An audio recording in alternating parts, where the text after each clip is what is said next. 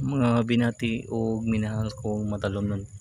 Today is Saturday ni November 5, 2022.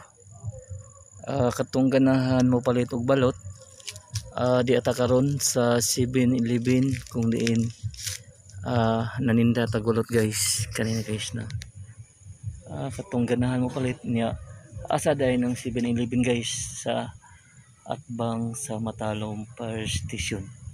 Okay, kung nagtagay-tagay diha palit na magbalot guys diri sa 7-Eleven sa lungsod sa Matalom. Okay, manay katong Matalom Fire Station.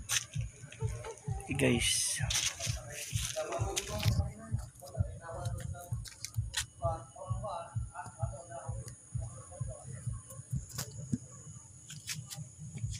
balot